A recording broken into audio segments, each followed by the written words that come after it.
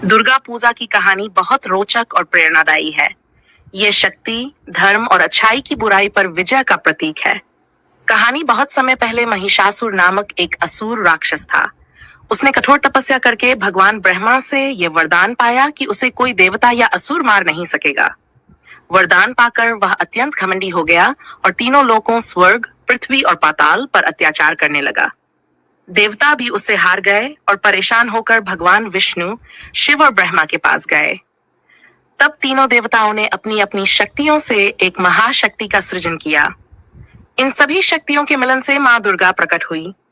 उनके 10 हाथ थे, जिनमें सभी देवताओं ने अपने अपने अस्त्र शस्त्र दिए, जैसे त्रिशूल, चक्र, धनुष, तलवार आदि। मां दुर्गा ने महिषासुर को युद्ध के लिए ललकारा। 9 दिनों तक दोनों के बीच भयंकर युद्ध हुआ। 10वें दिन मां दुर्गा ने महिषासुर का वध कर दिया। महत्व: ये विजय सत्य, धर्म और सदाचार की बुराई, अधर्म और अन्याय पर जीत का प्रतीक है।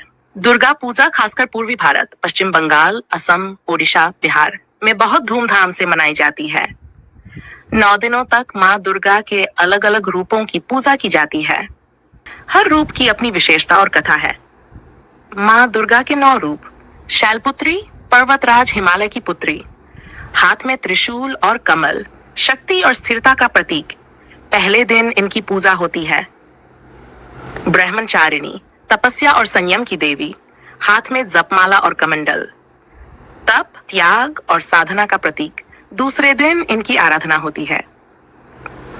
चंद्रघंटा, इनके माथे पर अर्धचंद्र घंटी के आकार का होता है।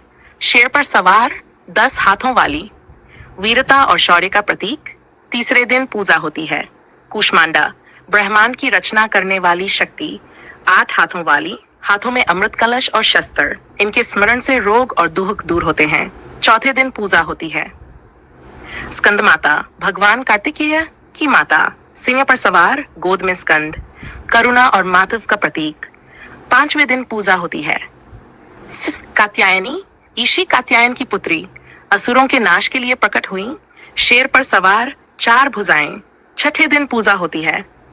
कालरात्रि, काले वर्ण की, बाल खुले, गले में माला, अत्यंत भयानक रूप लेकिन भक्तों के लिए शुभ फल देने वाली, भय और बुराई का नाश करती है। 7वें दिन पूजा होती है। महागौरी, अत्यंत गोरी, चांद जैसी उज्जवल, बैल पर सवार, हाथों में त्रिशूल और डमरू, सौभाग्य, शांति और समृद्धि की दात्री। 8वें दिन पूजा होती है। सिद्धिदात्री, सभी सिद्धियां, अलौकिक शक्तियां प्रदान करने वाली, कमल पर विराजमान, 4 हाथों वाली, पूर्णता और मुक्ति का प्रतीक। 9वें दिन पूजा होती है।